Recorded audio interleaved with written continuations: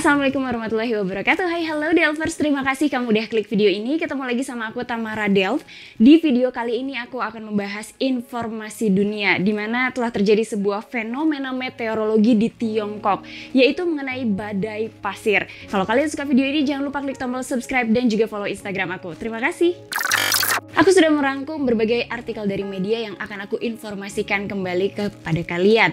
Jadi hari ini aku akan membahas mengenai sebuah fenomena alam yang terjadi di Tiongkok. Setelah sebelumnya negeri tirai bambu ini diterjang banjir, lagi-lagi Tiongkok mengalami sebuah bencana yaitu badai pasir. Pada tanggal 25 Juli 2021, tepatnya pada pukul 15.00 waktu setempat. Badai pasir ini terjadi di sebuah kota di Tiongkok, yaitu kota Dunhuang yang terkenal sebagai tempat wisata dan juga merupakan sebuah kota yang berada di jalur sutra.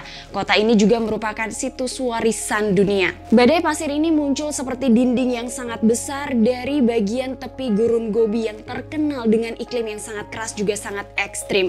Badai ini tingginya mencapai 90-100 meter. Hanya dalam waktu beberapa menit saja badai pasir ini mendatangkan malapetaka bagi warga Dunhuang. Disebut-sebut dari keterangan para warga bahwa badai ini datang dengan sangat cepat, bahkan mereka sudah tidak bisa lagi melihat sinar atau cahaya matahari. Disebutkan juga bahwa langit berubah menjadi warna kuning dan jarak pandang sangat terbatas. Warga banyak sekali yang melihat ketika detik-detik awal badai pasir ini muncul dan langsung melahap beberapa bangunan di kota Dunhuang. Media lokal setempat memberitakan bahwa polisi langsung berpatroli ketika munculnya badai pasir karena banyak warga yang terjebak di jalan tol. Mereka harus segera beralih ke tempat yang lebih aman. Maka polisi mengarahkan mereka untuk berhenti di rest area atau segera keluar dari jalan tol. Jalur tol ditutup oleh polisi dan tidak diperbolehkan untuk digunakan oleh para pengendara karena bahaya apabila terjadi tabrakan beruntun pada saat terjadinya badai pasir. Sementara itu di jalan raya terjadi kemacetan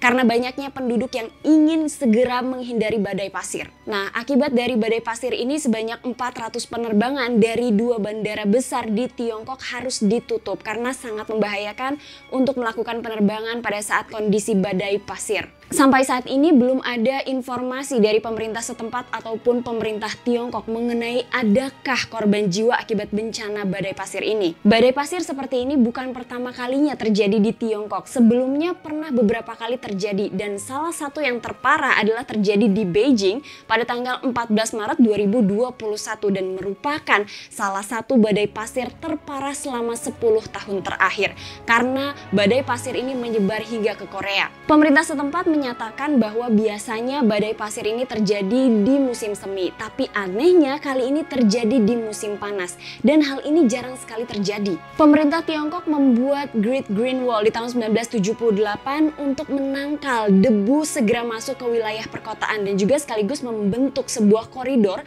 agar debu itu tidak cepat menyebar ke wilayah perkotaan. Pemerintah Tiongkok menanam 66 miliar pepohonan di perbatasan antara Tiongkok dengan Gurun Gobi. Tujuannya adalah agar menghindari atau membatasi berbagai macam badai pasir yang segera menerjang perkotaan di Tiongkok. Dari keterangan Pusat Pemantauan Lingkungan Nasional Tiongkok menyebutkan efek atau dampak dari badai pasir ini adalah polusi udara dan polusi udara ini akan terjadi secara berlebihan selama 3.000 hari. Di hari yang sama ternyata terjadi juga badai pasir di Amerika Serikat, tepatnya di Utah. Karena adanya badai pasir ini, 8 orang dinyatakan meninggal akibat tabrakan beruntun. Tim evakuasi yang pada saat itu berusaha untuk menyelamatkan orang-orang yang mengalami kecelakaan ini ternyata terkendala karena badai masih berlangsung. Karena jarak pandang yang terbatas, maka helikopter tim evakuasi segera diterjunkan untuk membawa korban-korban luka dan juga korban meninggal ke rumah sakit terdekat. Badai pasir juga pernah terjadi di beberapa negara, diantaranya adalah di Afrika, di Amerika, India, Tiongkok, dan beberapa negara lainnya yang memiliki wilayah gurun pasir. Tapi apa sebenarnya badai pasir itu sendiri? Badai pasir adalah fenomena meteorologi yang umum terjadi di wilayah atau di daerah yang kering ataupun sangat gersang.